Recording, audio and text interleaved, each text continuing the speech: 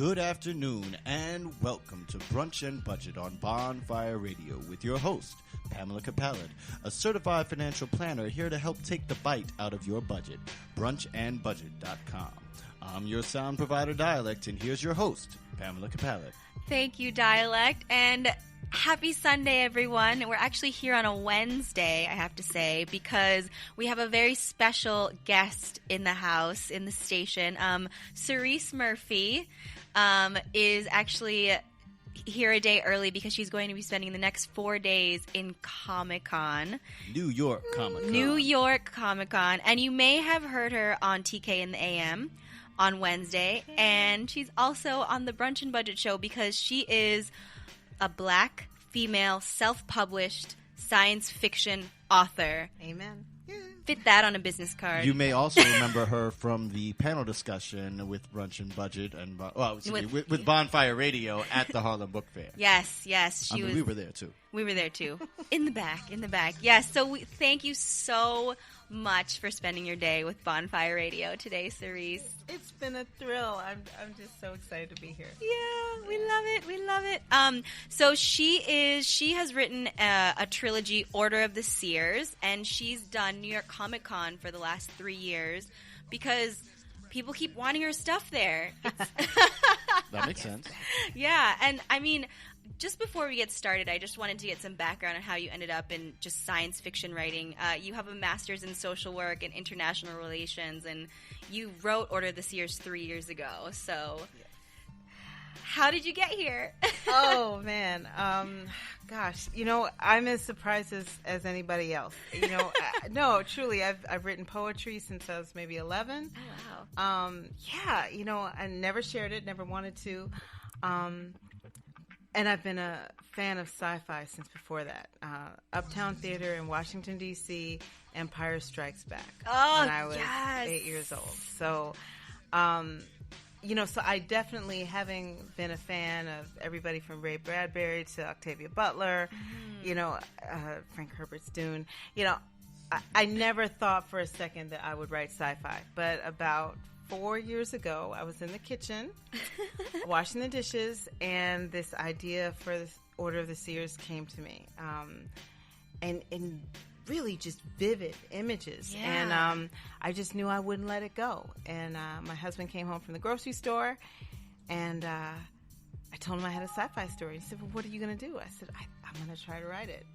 Oh, and my 3 gosh. books later, here I am. 3 books on Brunch later, and Budget. 3 ComicCon, on Brunch and Budget. And That's right. I mean, the reason that I wanted to have you on the show was because you self-published the book. Yes.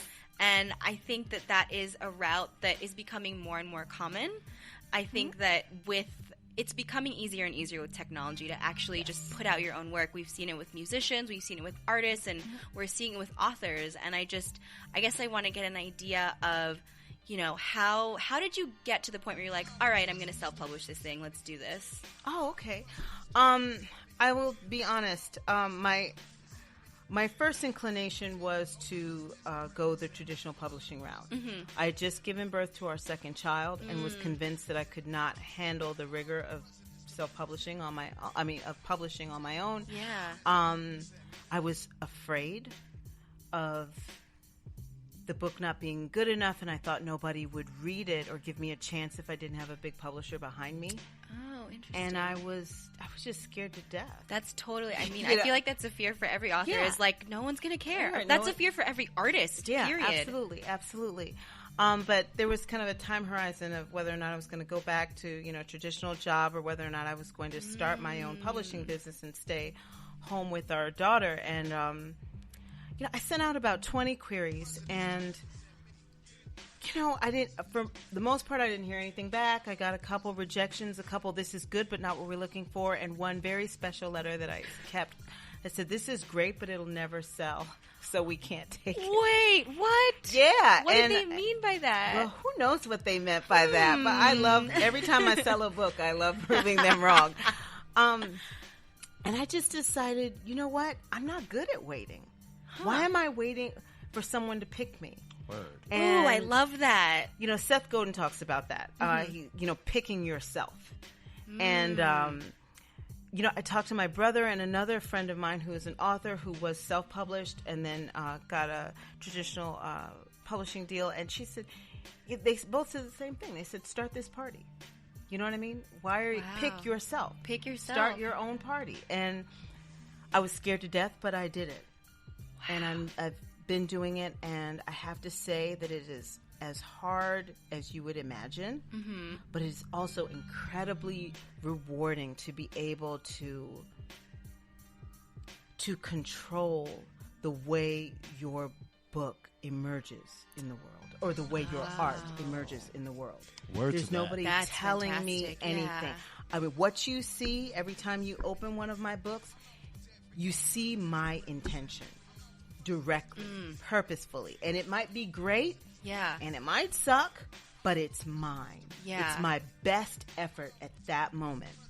And with each book, I think I get better at telling the story, at figuring out how to help you relate to these characters even more.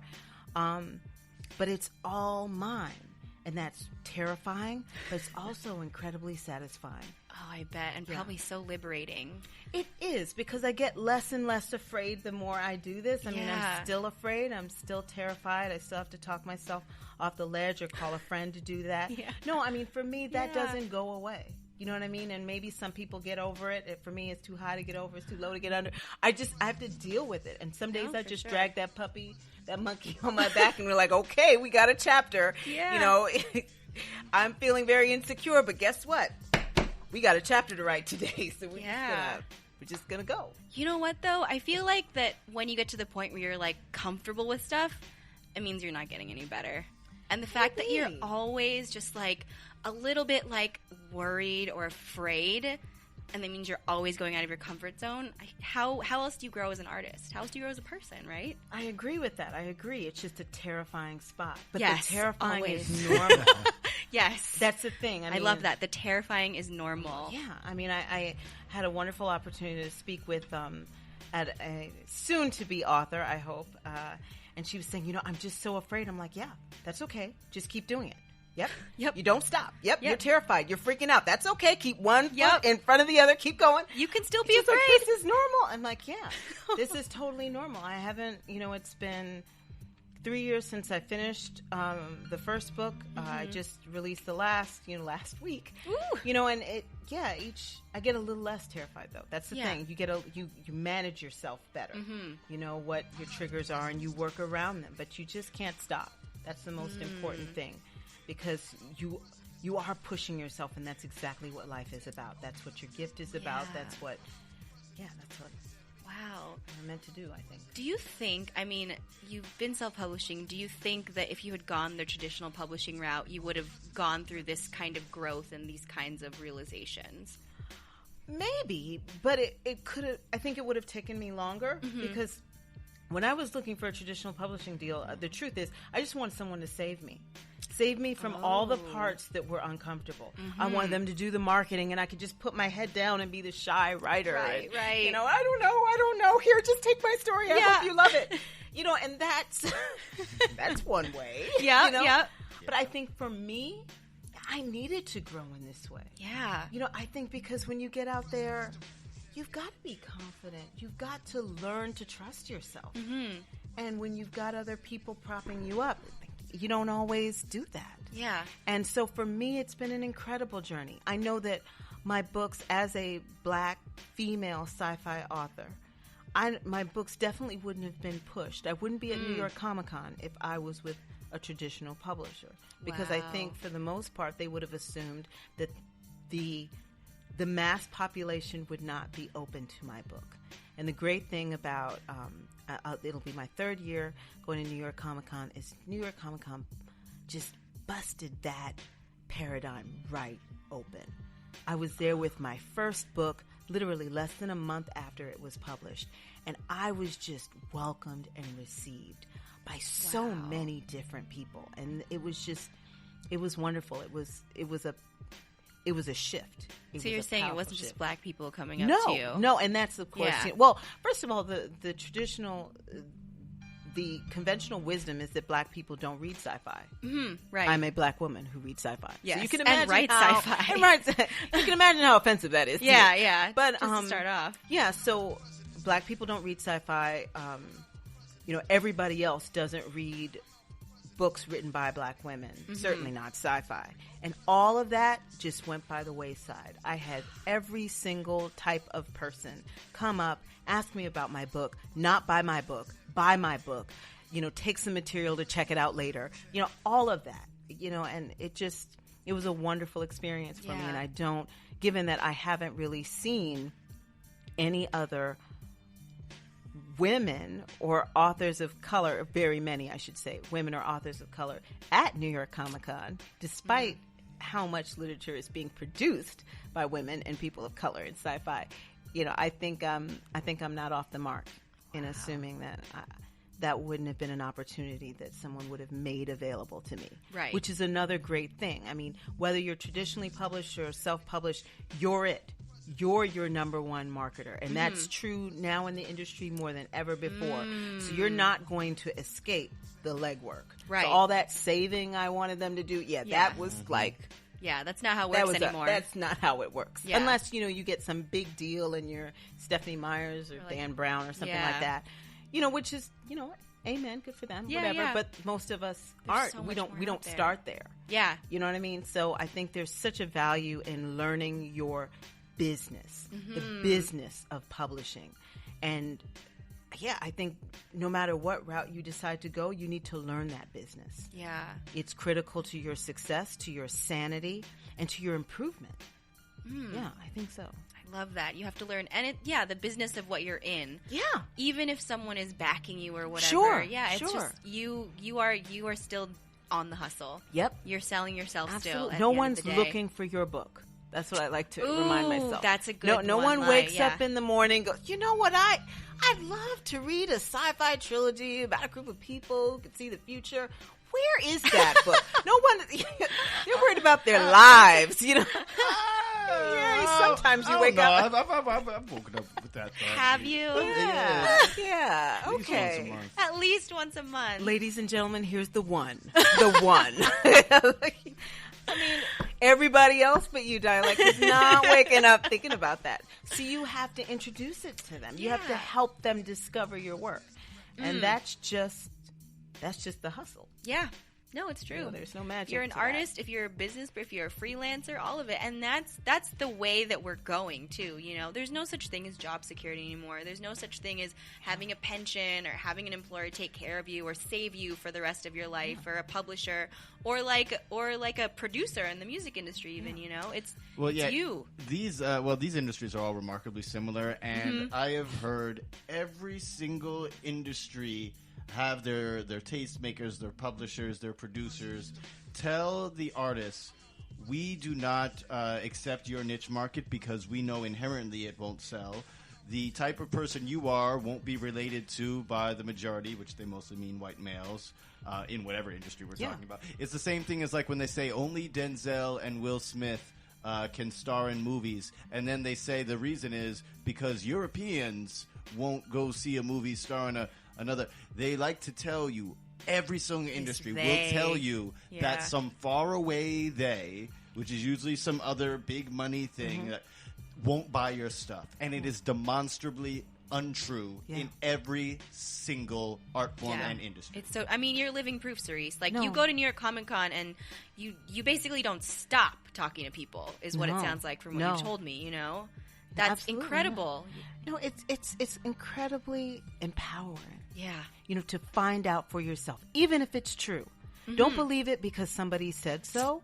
Find out for yourself, because in the journey of finding out, you're going to get knowledge. You're going to get expertise. You're going to be better for next time. Because maybe it is true, but only under a certain set of circumstances. Yeah. That you might actually have the power to change. Yeah. But you won't find out if you just, hang your head and go home because they said no. Right. They said it wasn't Yeah. possible. And what do they know? Well, everything is impossible right up until the moment that it happens. Bing. So, are you going to be that. there for that moment, or are you going to be, feeling sorry and sad? Yeah. Because of what they said. No Yeah. actual knowledge of what you could Yeah, do. Just exactly. they said you couldn't. That's not Yeah. that's not a good reason. Yeah, that's not living your life. That's not adulthood. Yeah. You know? There you go. That's not even fun. adulthood. That's not even childhood. It's not even fun. That's not Yeah, fun. that's not. It's not fun. But at least my 6-year-old can say, "Well, so and so." Now I tell him that's not a good reason. But for 6, it is kind of a good reason. But when you're, when you want to step out on your own, you've got to step out, and it's hard, and it's okay to be afraid, and it's okay. But step into who you are. Yeah. That's you got to step into that. Yeah, I love it. That's beautiful. We have to go to a song. Yay! And when we come back, Cerece is going to get into the nitty-gritty of what it costs to self-publish and what it takes to get your first book out there, get your third book out there, and all that good stuff. Thank you so much. All right, we're going to step out on our own like the big 7-year-olds we are. And we're going to start off with, my homeboy Willie Green, a wonderful producer from out of Brooklyn. He put out an album, I think a couple of years ago now, called Of Heroes and Villains. And this is a track with NASA, and it's called The Infinity Gauntlet. And we'll check y'all in a couple minutes here with Brunch and Budget on Bonfire Radio. Only the needle should be changed to protect the record. Willie Green. There's heroes in the list. And there's the gods in the room that look down. They treat the whole thing like a chess grand chess. The gods rage, but only in a white room protected from time and space. Never you see their face, only decisions they make. If they chose to forsake this raw take, they could. The day the earth stood still and force-fed pills, shivering chills that erase taste and skills, only a labor is favored. Flavors off control behavior. And that's plain to see, plain to me, never explain the way it's supposed to be. Crowds are controlled to cease or be killed. Silence is welcome. Be still. Meanwhile, the reaction among underground factions creates a distraction that they think won't be matched when summoning heroes are unleashed. From Lance Ranger, from sparse trees to sparse beach. Only these kinds of gems can kill men. Summoning only the best we can send. Precision weaponry aimed with divinity symmetry. The crush, to kill the infinity. I said only these kinds of gems can kill men. Summoning only the best we can send. Precision weaponry aimed with divinity symmetry. The crush, to kill the infinity. Hiding among markets, setting targets. Taking aim at the largest, that's farthest. Escape routes marked throughout the forest. When we spark this, it gets armies marching. Invisible, elusive, intrusive, inducing, seducing. Terrible, memorable, sacrificial, unofficial, deliberate, separate, desperate. All the traits needed to see the end. The clenched fist response stunning. Making it easy to see it's more about power than money. Insatiable and not stopping. People chanting. The whole world is watching. It's only then that the gods in the room sense their own impending doom. Facing a different enemy that must consume. They interject and tilt the balance one assumes. But erased on memory. So no one knew. Only these kinds of gems can kill men. Summoning only the best we can send. Precision weaponry aimed with divinity symmetry. The crush, to kill the infinity. I said only these kinds of gems can kill men. Summoning only the best we can send. Precision weaponry aimed with divinity symmetry. The crush, to kill the infinity.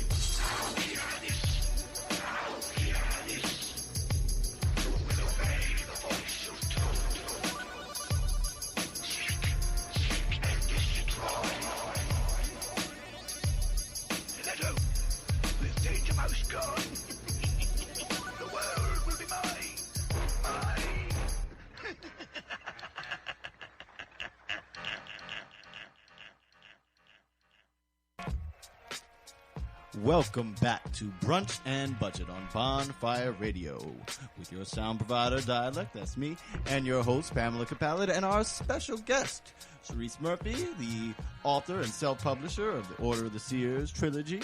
and many, many other things we're sure to happen in the future. Pam, why don't you talk to her a little bit? Thank you, Dialect, and thank you again for being here the day before spending 4 days in Comic-Con. You're the welcome. madness of Comic-Con. Yes, this is the quiet start. I love it. So before we get into just the nitty gritty, I know you have some numbers to share with us, which I think would be really helpful for people who want to get an idea of what it will cost to put out your own work. What kinds of things as a self-published author, what kind of hustle, I guess, is involved in getting your work out to your audience that you think most people don't know about? Like, what were surprises to you as you were going through the process of self-publishing? Okay. I'm going to just go through some basics first. Yeah. And then, Perfect. First of all, proper editing. Let's start out with editing because let's go Yeah. with I that. think, so as self-publishing becomes more and more acceptable, it's also, people are expecting more from it. So whereas a couple years ago, maybe you could just, upload your Word document, which you can totally do. Readers want good stuff to read. And they want it edited so let's start there. When you're doing your story, I've been very fortunate to have someone who reads my chapters as I write them. Oh, wow. They That's have great. the story outline, and here's a tip for anybody who's trying to start on this. If the story seems too big, start with the story outline, and then start with the chapter outline after you're finished. That way you have a roadmap of your story. You're not wondering when you sit down for chapter 5, what will chapter 5 look like? Right. You have what's the point, what will happen, and it helps to anchor you, especially when you're struggling for time. Right. And I have 2 young children, and I understand you're never going to get as much time as you want to write, but you can still anchor yourself. So, but anyway, getting editing first, they call it developmental editing. Someone who makes sure that your story holds together as a whole. Ah, okay. All your plot lines work. Mary isn't a scientist on Tuesday and somehow she is a nurse on Thursday. Those kinds of big picture things. Then you can go to a copy editor who will look at grammar, sentence structure, and then you might have a proofreader who does sort of the final polishing on your work. So it's Those are developmental editor, copy editor, and then proofreader. Right. Okay. So those are general categories, and you may go back and forth. But as a self-published author, in traditional publishing, you might have 4 or 5 different editors read your book. And what I found, one of the big surprises for me was that I needed to shore up my editing process. For the first book, I had 1 editor. For the second book, I had 2 editors. For the third book, I had 3 editors who went back, and the third editor went back and re-edited the first and the second book. And I have excellent editors. Yeah. But the point is that it takes more than a couple eyeballs looking at your book to get it to the quality that your readers deserve. And so having in your mind as you're starting your own process, building in a structure that allows your best work to come through. And that is a process that I have learned. And then finding that, affordably, which is a challenge because you can pay $5,000 for an editor. For one editor? For one editor. Yes, ma'am. Oh. Or you can pay a couple $100. Now, what's the difference? Is one exponentially better than the other? You might think so, but it's not necessarily true. What I would recommend for people starting out, and any good editor will ask you for this. Yeah. They will ask you for a sample of your work. Okay. They will read it for free and give you an edit of the sample. They may ask you for 5 pages, 10 pages, Right. and then they'll be able to price sort of what they're going to charge you based on the level of editing that you need. Right. And and that will that's your also, evaluation. yeah. That's excellent. Well, that's Yeah, their that's- evaluation and your evaluation. yeah, exactly. You get Great. they evaluate your work and you evaluate what you think of their edits. So that will give you a chance to find the editor that is right for you, both in terms of price and just sort of vibe. Yeah. So that's one of the things that was surprising. Second thing, you want to hire a formatter. Yes, you can upload particularly if you're just trying to do ebook, you can upload your Word document and Amazon will make something out of it. If you have formatter is the person who actually like lays out everything. Thank you. Yes, Okay. they make sure your ebook and your paperback, if you're going to do paperback, ebook. look Okay, yeah. like something worth reading. Gotcha. So if you have different languages, all 3 books have different languages. I've got Portuguese, I've got Japanese, I've got Swahili, I've got, and those aren't what you typically see. So you've got to make sure the formatter knows how to get those fonts so that they will stay. And I have lots of sad stories of uploading my first book to Amazon, and all the section dividers that let you know that there's a shift in scene or time, bloop, gone. And for my books, those section dividers are essential. Oh, so my that was gosh. not a great experience, but again, I learned. So a formatter will know what will hold up on Amazon or Nooks or whatever platform or not. And that formatter will also do the paperback for you. And I think that's essential. Yeah. I think those are essential elements. Yeah, because people have, even if you're self-published, people have expectations about what it's going to feel like to read a book. That's right. No matter what.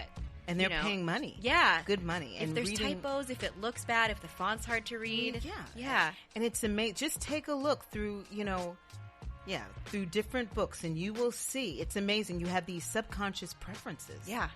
What tells you this is a real book is the ISBN number on the back. Mm-hmm. Some folks will say you don't even need an ISBN number. If you're going to be in a bookstore, that is not true. But, just little triggers that tell the reader this is a real book or this is something that may not be a real book, in which case I don't want to read it. I don't want to pay for it. Yeah. And you don't want to get flamed. That's the thing. Everybody can tell you their opinion in a minute.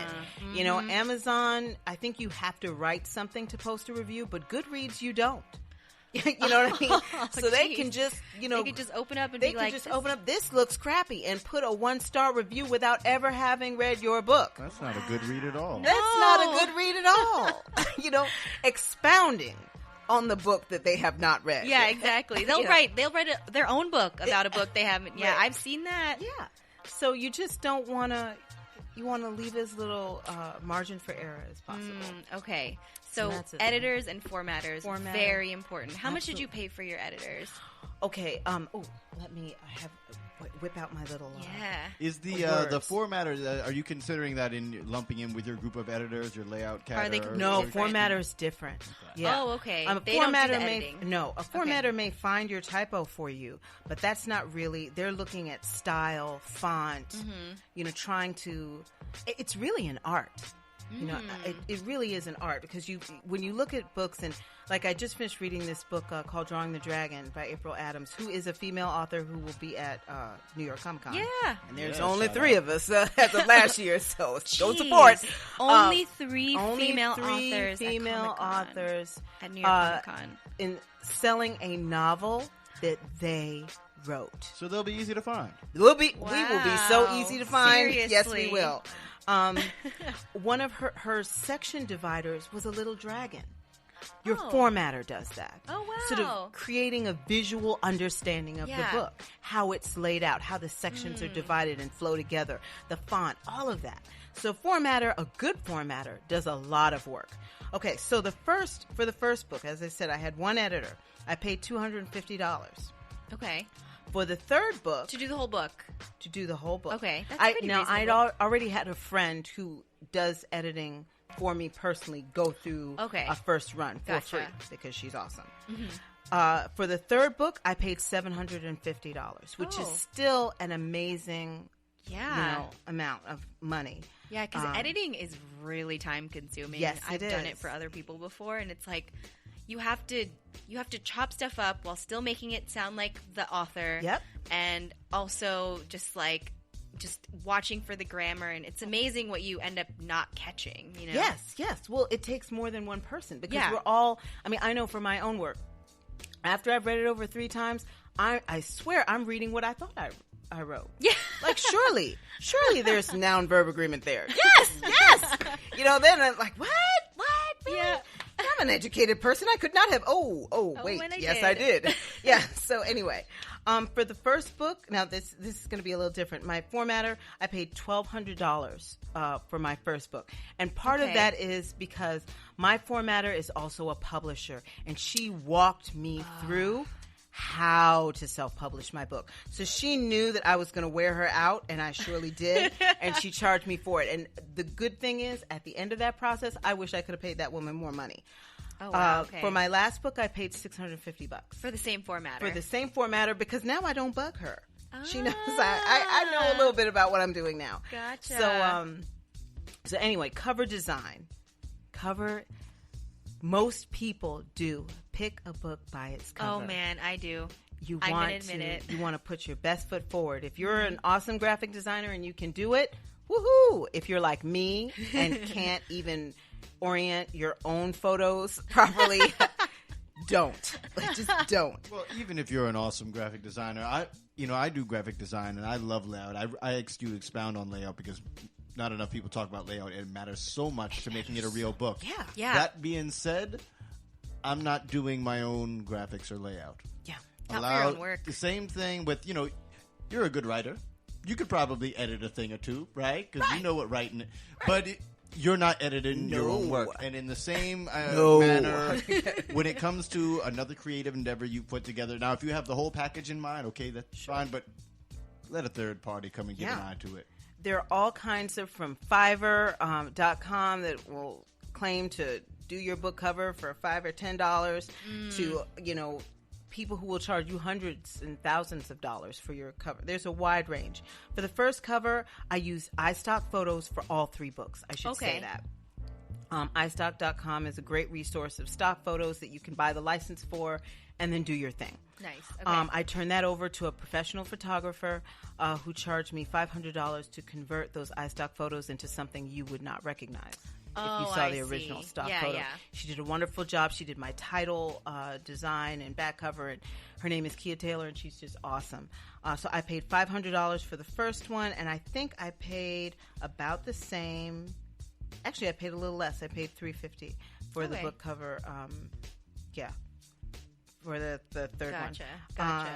Wow, you have so... Sorry. I know you wrote these numbers down, but I saw you writing them down. They were just, all at the top of your head, which is amazing. Do you just, retain all these numbers? Well... Are you even a numbers person? I am not a numbers person, but there's some big lumpy categories that I can remember. Okay. You know what I mean? Yeah. So there's probably a lot of other little stuff that I don't remember, but these are these are going to give you a nice feel for what you should be expecting. Gotcha. So editors. Yes. You had 3 for the last one. And then formatter, very, very important. Yes, very Worth important. the money, it sounds like, if you find a good one. Yeah. Absolutely. Yeah, and then cover design. Yes, cover design. Because we all judge books by their cover, even if we don't like to think that we do. Nope. But we do. And then the elephant in the room is marketing. Marketing. Yes.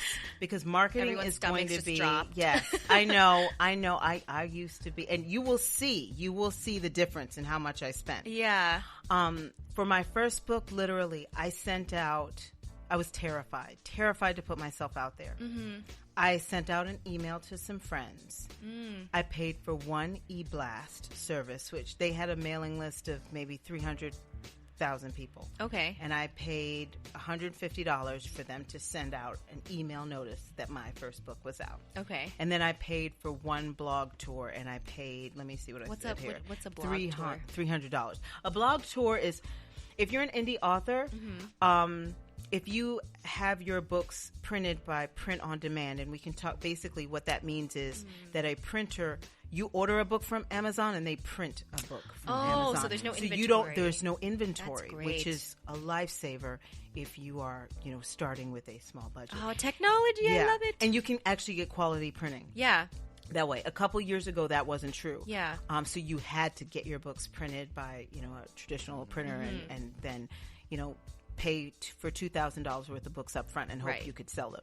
That's no longer the case. But anyway, so you've got that going on. But if you do your books, have your books printed by print on demand, it is highly unlikely that you will get to do a book signing in a bookstore. So you won't do what the traditional sort of bookstore tour is. Right. Well, the alternative to that, both for traditionally published and indie authors, is the book blog tour. So there are all these blogs that read books. They love bloggers who read books, love books, and then blog about them. Yeah. You can pay a service to get your book featured on one of these blogs. Oh, wow. Okay. That's a book blog tour. The blogger will actually read your book and review it? Yes, if you're getting a review. Okay. Now, that you don't pay for the review. Do not pay for a review. Let me clear that up right now. What you're doing is paying a service to organize a tour for you that will include like an excerpt or features, sometimes a review. You will send a free copy of a book with no other compensation to the blogger. They will read your book and give an honest review. Ah, okay. So the person who's the blog tour organizer, you're paying them to distribute the books to these bloggers, right? To read your book. Yep. Read your book or feature your book or do exactly. You're paying all them. you do is send them a free copy of the book and tell them enjoy. Enjoy. Okay. And that It's like is a mini publicist. That's great. Sounds That's right. great. It is wonderful. It is wonderful. Blog tour. Yes, I want a had. blog tour. You Me want? too. They are fun. They are fun. I'm on one right now. I paid for one blog tour for 1 month, How much which was cost that? me $300. Oh, that's There pretty were reasonable. there were like maybe 15 stops. on that Wow. blog tour. Okay, that's a good amount. So for my first book, we'll see. For my first book, I spent $450 on marketing. I marketed maybe no more than a month before I published. And I want you to remember that. Yes. Oh, that sounds like a no-no. Yes, it does. Well, because I know 3 months is the old timeline. I know nowadays people say you can do stuff a month before, but that 3-month window is still pretty necessary. Yes, it is. Yes, it is. You found out the hard way. Here's a learning moment, ladies and gentlemen. Do not do this. Yeah. So remember I sent that email to my friends. Yes. Very reluctantly. The publishing of my first book was completely uneventful by all measures. All measures. I felt like a complete failure. I think I sold maybe 10 copies of the book like the first day. I was in the bed the entire day telling myself all the reasons why I shouldn't have tried to publish and I failed and this, that, and the other. But what I didn't But then after I finished feeling very sorry for myself for the entire 24 hours. So just a day. That's pretty good. I have kids. I can't stay in the bed. Right. I got to move. My husband comes home like, what is wrong with you? It wouldn't work.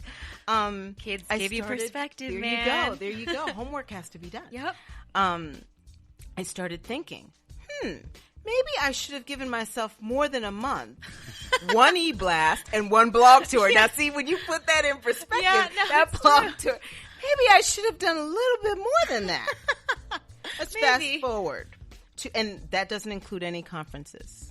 Oh, okay. Okay. Gotcha. So, third book, I spent $1,500 just to market the release of the third book. How long did you market this one for? I started marketing it from the beginning of this summer, so it was a 4-month lead. Oh wow, okay. Yeah.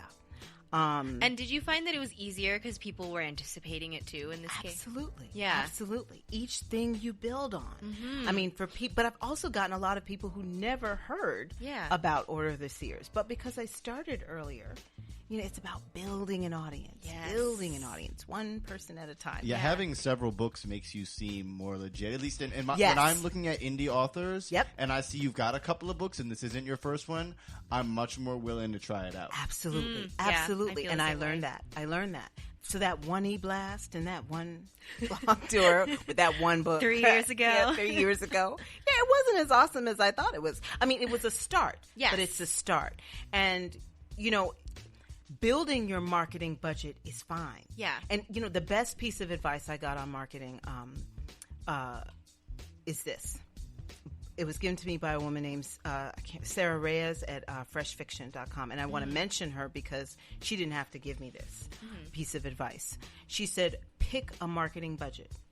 I don't care what it is. Oh. It could be as small as you can or as big as you want. Do something every month to market your book. If that's just $5 that you have to send. She said, keep writing, keep marketing, and keep at it. Because other people, she's like, I've been in this business a long time. She's been in the publishing industry for at least 30 years. Wow. So I've seen people give up. She's like, and if you don't give up, you're going to get there. All these overnight sensations, they're not. I was reading their books 15 years ago, but they didn't give up when other people just went by the wayside. She's like, it's about consistency. Pick a budget, no matter what it is, $10. And, you know, when I'm not doing a release, I don't spend $1,500. You're not doing that every month. I'm not doing that every month.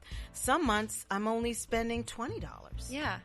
Okay. You know, some months I'm exploiting free opportunities, and there are free marketing opportunities. You can get on Goodreads and do a giveaway, which doesn't cost you a dime, but will expose you to people who, and yes, you're giving away a book, but guess what?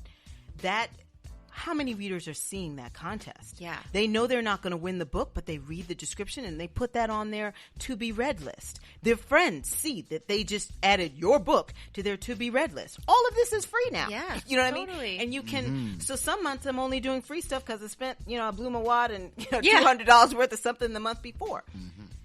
Consistency. So that's what I would say. That also, the $1,500 does not include the over $2,000 I've spent going to conventions.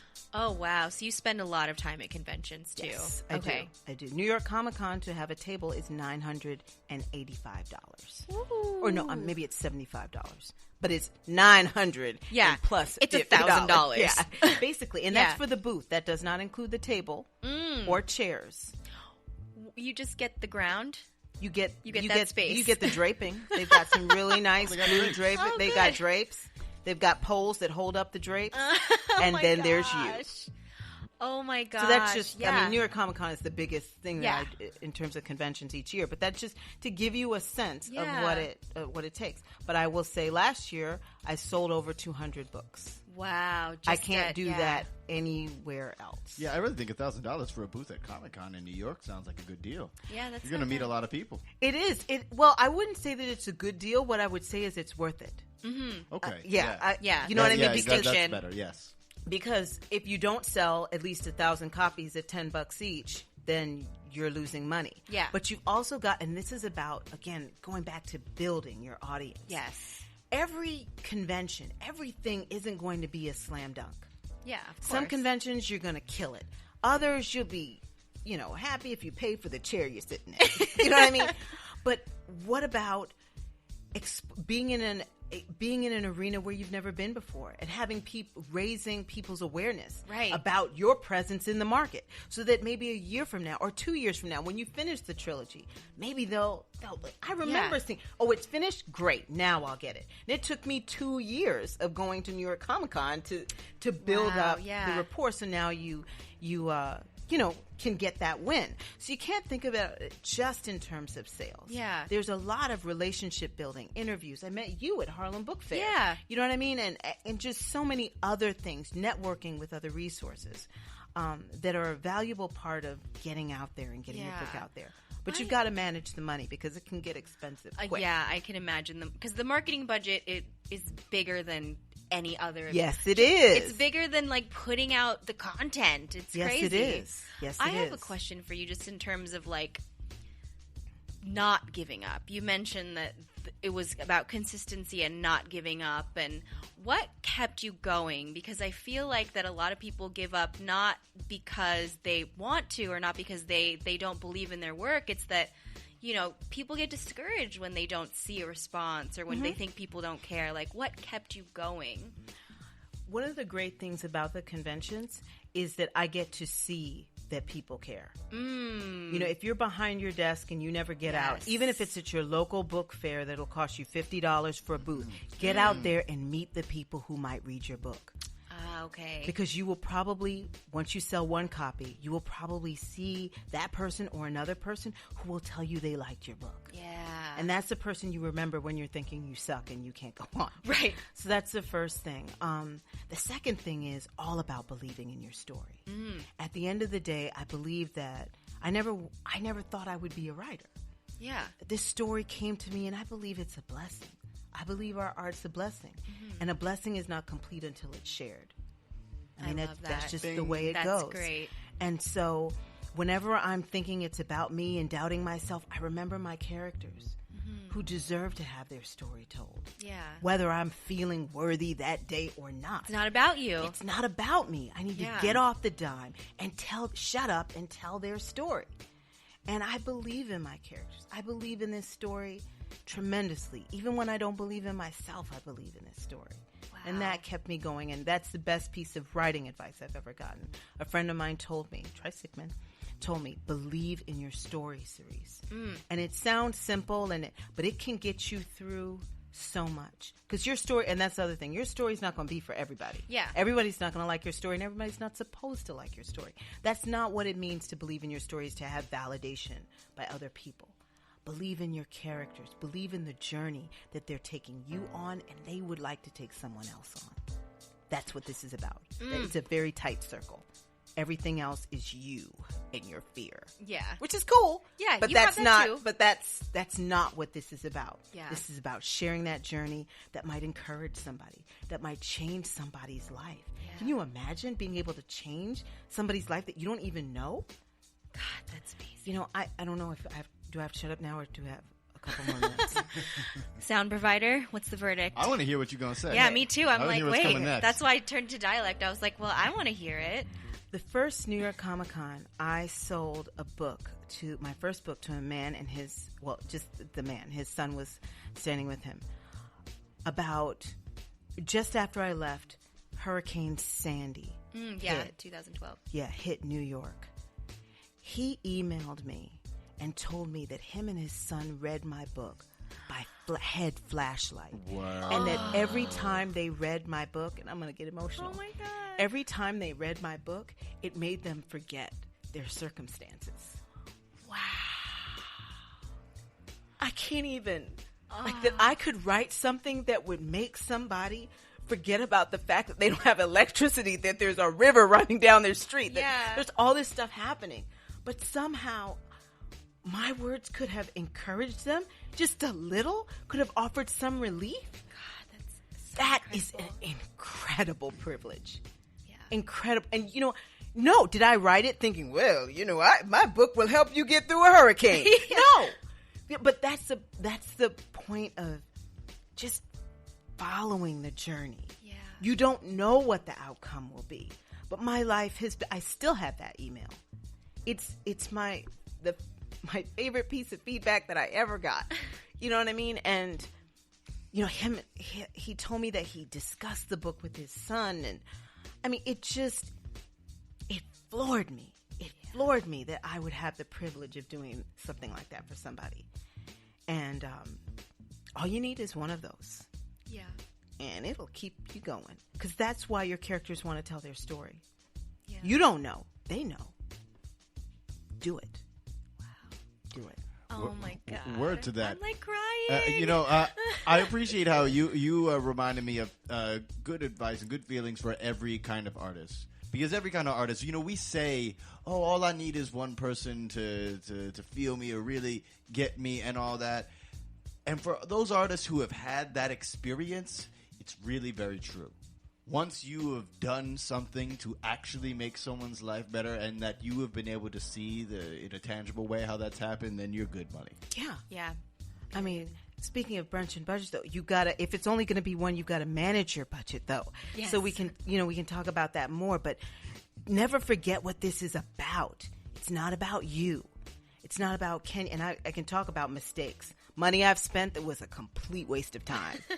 We can talk about that later, but yeah. Yeah, we're going to move on to our next song. By the way, the way that story was starting, I thought it was going to be like, and he was very happy to be able to give his young black son a book to read. And that boy went on to be the president. It was one of those I'm real not big that Seers old, toys. sadly. Oh you yeah, know, yeah. Just so know, we have a very young lady in 20 years in later. the station here with us. She'll be able to put out books for years and years to come. There's no George R. Martin worry about her ability to finish her books in time. Ooh, he What I'm went saying, there. folks, is worried, He went man. there. Get the guy a NutriBullet, I'm saying. Oh my gosh. We're going to move on to one of my favorite authors, a hip-hop author. His name is Kamikaze Picnic. He set out to make 100 albums before he died. This is counting down from 100. This is from album 92. And this is a song featuring Chaz Kangas and Super King Armor. It's called Inchworm. It's about being an inchworm. And we'll check y'all in a couple minutes here with Bunch and Budget on Bonfire Radio.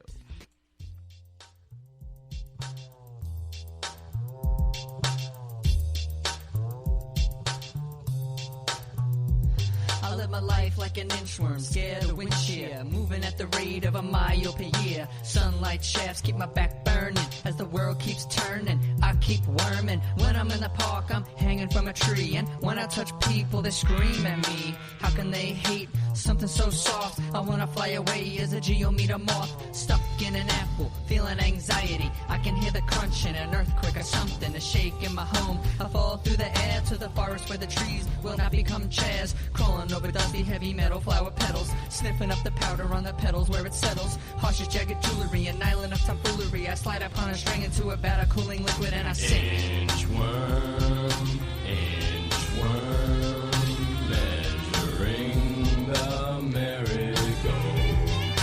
Inchworm, inchworm, measuring your miracles. I'm a centipede centered in the centigrade, sentimental about every single cent I made. Stay a leg up on the competition, best foot forward on every transmission. I'm bugging out in the garden, keep it scenic, kinda like a worm, but I've never been defeated. I do dirt, you gotta remember, no ear to the street, I got an antenna, you'll never find another one realer.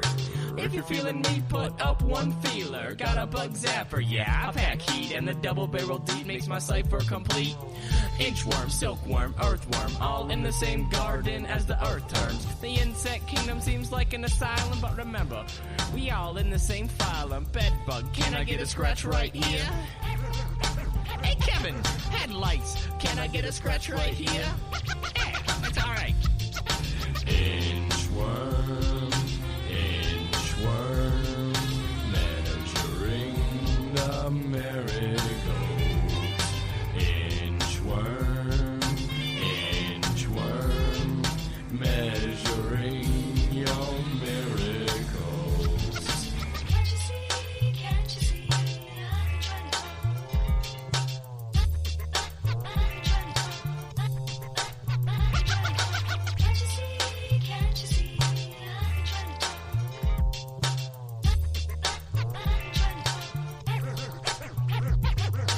First name Inch, last name Worm, the pseudonym Looper, to whom it may concern. Watch me worm through every inch of this tree. Ha ha ha ha ha, I made it funny. I can tell jokes, I can even dance. Check me out in my b-boy stance. Unlike my uncle, who's cankerworm, eats everything and wants to watch the world burn. I can't blame him, nothing left to be desired. But all this calling takes enough energy and I'm tired.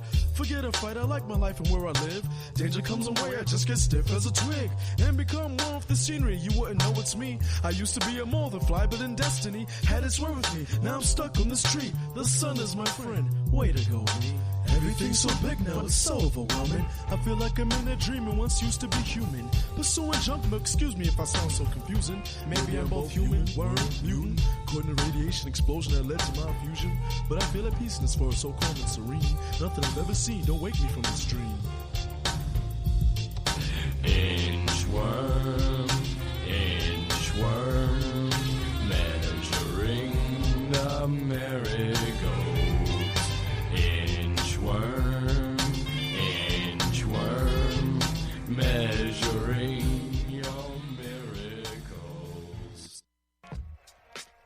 Inchworm, we're back.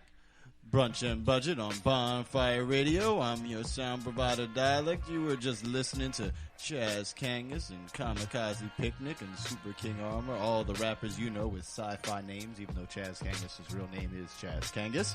And we're here with our special guest, Cerece Murphy, with her Order of the Seers Trilogy and many other books and things. She's a self-published author and self-published publisher, and she's here talking to us about what you ought to be doing as a self-publisher, things that she's done that we can learn from. Thank you. Yeah, that's a good summary of the last 50 minutes. So, unfortunately, we're very, very close to out of time, and we definitely want to have you back on the show because there's a couple of things that we didn't touch on, and one of them was the fact that you bought your first house when you were 25, and not only that, you gutted it and turned it from a 1-family into a 3-family when you were 25. You bought your own house last year? That's right. Yes. Nice, you're good at this. Yeah. I'm 25 again. 25 for the third time. Yeah, there you go. There you go. I love this because now after this interview, no one is going to have any idea how old you are. They're going to think that you're like some Anne Rice vampire. Just timeless. That's right. She actually is. She was Anne Eternal. Rice, and she faked her death and put a faker in her place. Now I'm doing something different. I love it. So we definitely want to have you back on the show just to talk about that and how that has just helped you be able to do this and make this leap. Yes. And yes. so that's for financial another planning hour. is critical for self-publishers. Ooh, yes. Did y'all hear that? Financial planning is critical for self-publishers. My husband and I had a plan in place when I decided that I wanted to do this, what our budget was, what we were going to do, how much, Right. Gotcha, yeah. So how we were going to pay the bills. Yeah. Number one thing to think about.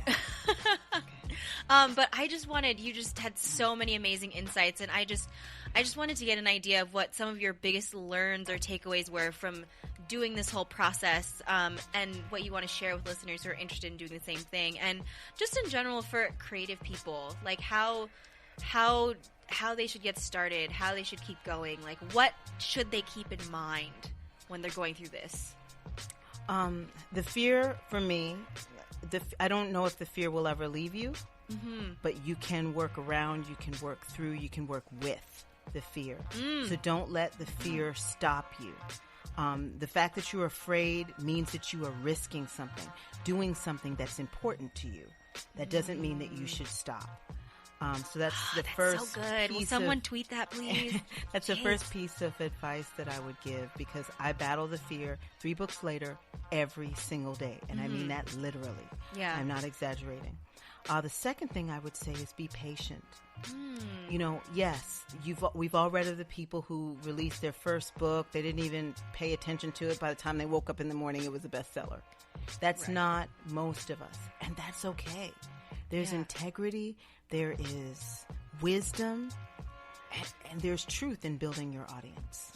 So try to resist the quick hits. Like I was saying before, you know, after the disaster of my first book release, you know, I went and bought a $1,000 Christmas ad package. Whoa. Yes.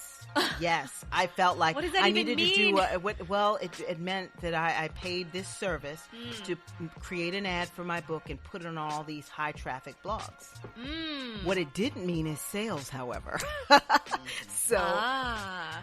And the reason I did that is not because I had $1,000. It's because I was scared. I was scared of what it meant to build my readership one book at a time. Wow. Don't do that. You know, don't waste $1,000. It's okay. Be strategic. Do your research. There are a lot of free or low-cost opportunities for marketing your book. Network. You know, but don't be afraid. Be patient. That's the other thing I would say. It's just be patient. Other things I would say in terms of readers, treat people the way you want to be treated. Golden rule. Always a good one. This is a business. Yeah. So, you know, if your reader, you know... hold on. Can we go back to that? This is a business.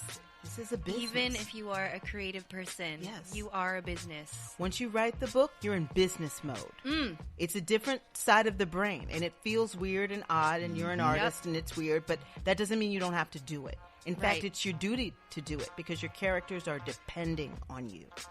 So, if you get somebody who doesn't like your book, Don't fight with them. Don't flame them. When you go to a restaurant and you didn't like, the service, you expect an apology. Is there anything I can do? No, well, have a good day, and I'm sorry that wasn't a good experience for you. Remember, treat people the way you want to be treated. And it's so simple, but you see authors all over just forgetting that. Yeah. And nobody has to read your book. Treat them with respect. Ooh, nobody has to look at your art. Nobody has to listen to your music. That's right. They do it, and it's their time that they're choosing to spend on it. Absolutely. Yeah. So you don't want to, especially now where, your reputation is on the internet, you do one thing and it can be everywhere in seconds. So just remember that. This is a business and you're managing your brand, and, just do that. Do that in a way that will make someone close to you proud of you. And the last thing I would say, because I get this all the time, is should I self-publish? I self-published, and it was a great choice for me because I enjoy control. I enjoy being my own boss. I have the financial means and the wherewithal to run this myself. That doesn't mean... Think about what your goals are. If you want to be in a bookstore everywhere, if you want to be in Walmart, then maybe, and that's like the most important thing to you, then maybe self-publishing isn't for you. If you're someone who has a hard time making goals for yourself and then moving forward with those goals, self-publishing might not work for you because you're the engine in self-publishing.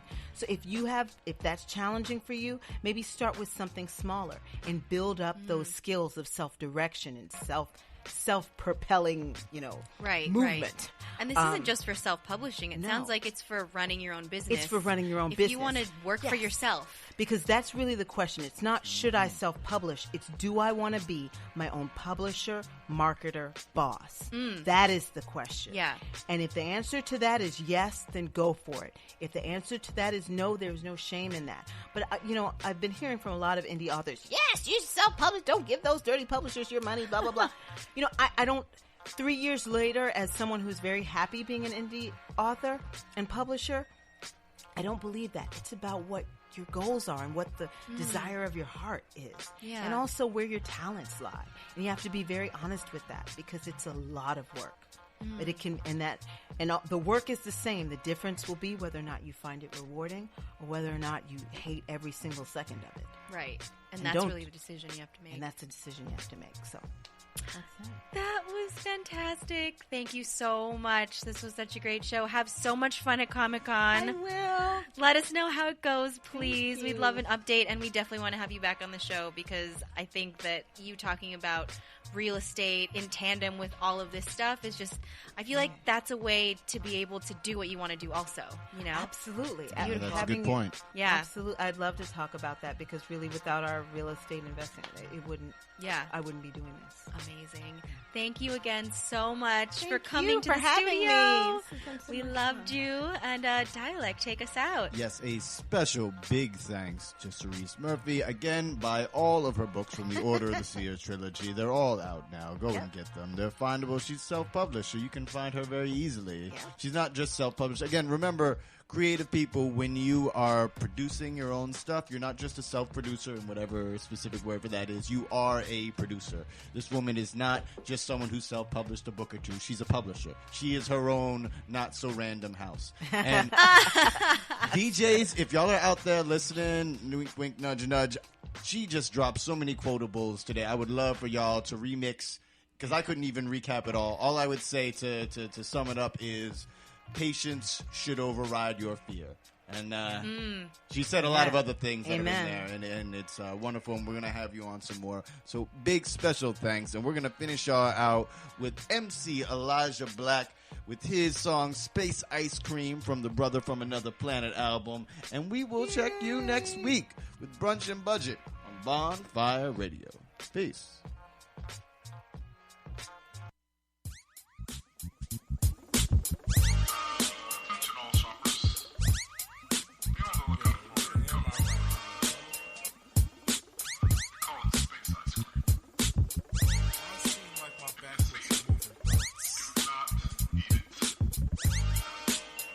Never enjoyed the taste of space ice cream. Brung some chicken on my ship and caught the itis. Had a nice dream of Brooklyn. No Spike Lee, still I rock my Spizikes with an all-white tee. Now I'm supposed to rhyme that with call white tea, or talk about these women, see they're all my queens. But if I spit in circles, would it hurt you? What goes around comes around, the flow is universal like karma, like karma. What goes around comes around, the flow is universal. Would it hurt you if I spit this in circles, or talk about these women, see they're all my queens. But I'm looking for just one that I can call wifey.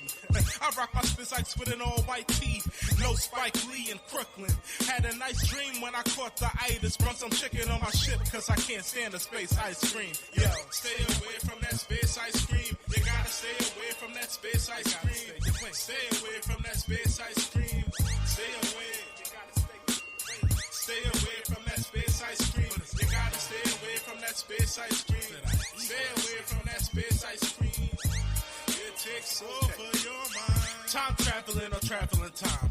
Go ahead and ramble on while I get my ramble on. Somebody had a camera phone, put it on YouTube. 2 dudes, 1 cup of that space ice cream. It's such a killer. He got a chinchilla. I got a tank top. What's going on with the weather? When did my brain stop putting thoughts together? Beware of the rude taste like sweet and sour toothpaste. Yo, that space ice cream so two-faced that even Harvey Dent will probably send 1,000 men to try to stop it. And I ain't even talk about the toppings. Tell me who can I trust when the sprinkles are made from stardust? It's the space ice cream. Yo, it's the space ice cream. Stay away. Please. Stay away from that space ice cream. You gotta stay away from that space ice cream. Stay away from that space ice cream. Stay away into the temptations, yo. Stay away from that space ice cream. You gotta stay away from that space ice cream. Stay away from that space ice cream. Yo, check this out, yo. It takes over. Always love the space ice cream. Had a nice dream where it told me it loves me too. Never mind the uncomfortable feeling after I have a cup or two. A couple of scoops that turn a studying group of scientists into a couple of goons. Reluctant to move as they approach me. Stuck in my boots, they must be looking for another recruit. As they approach me, stuck in my boots. And to think they was just a studying group of scientists? Yo. See what happens with a couple of scoops. You the new fix-it man? Fast as you can fix these things, I can wear them down. Don't make them fast enough. Playing like warp 10 on everything in here. Playing max on the difficulty scale, and still, I'm totally inside their time, you know? You know what that's like? It's like everything in the world is going slow motion, except you. Boring, right? Can't do nothing about it. You know everything that's gonna happen before it does. Can't change it. Just shoot it down when it comes. Bad enough in here. You should see what it's like at home. Do you know what I'm talking about?